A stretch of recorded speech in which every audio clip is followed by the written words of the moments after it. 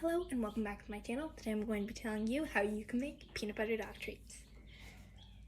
You're going to need 4 things for this simple recipe.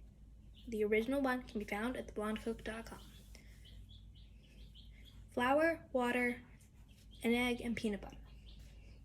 You're also going to want a large bowl and a spatula, especially if you don't want to use your hands too much.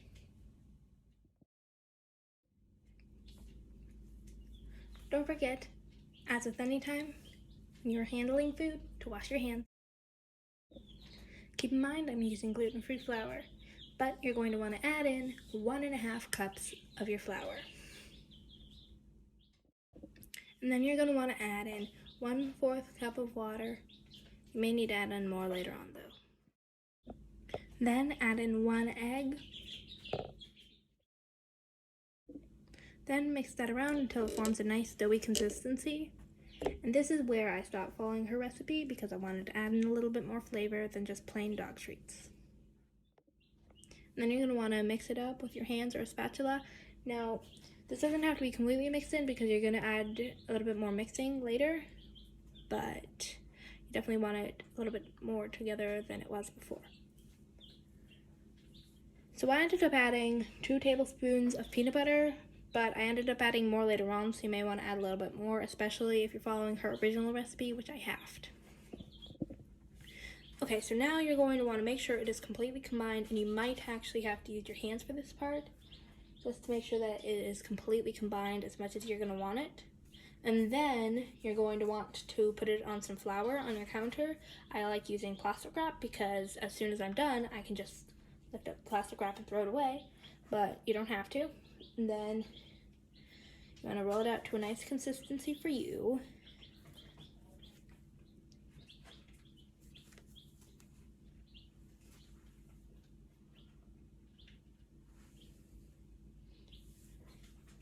And if you have a rolling pin, that's great, and you'll want to use that, but I typically just use a glass and I put a little bit of flour on it.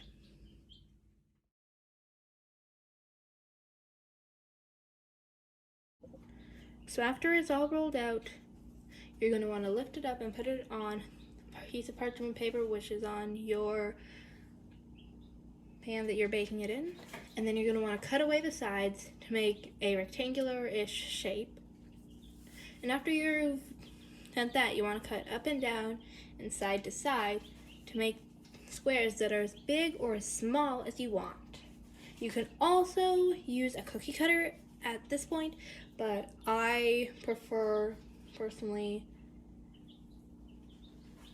treats that you're able to just give your dog during training rather than treats that are just an occasional nice thing for your dog.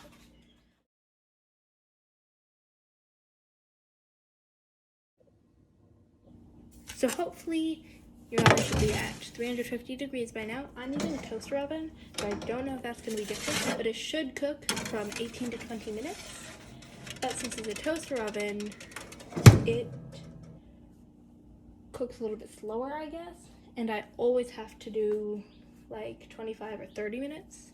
I'm not saying you should do that, and you should absolutely check it around the 20-minute mark, but you may need to do a little bit more time. Depends all on the oven and all that stuff.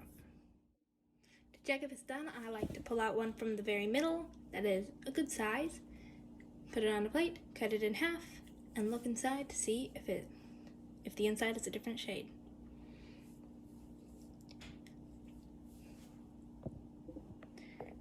And as long as the inside is the same shade or about the same as the outside, you're done.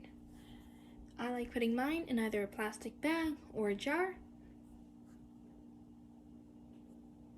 Check the link in the description for the original recipe. Thank you for watching. Please like and subscribe to my channel.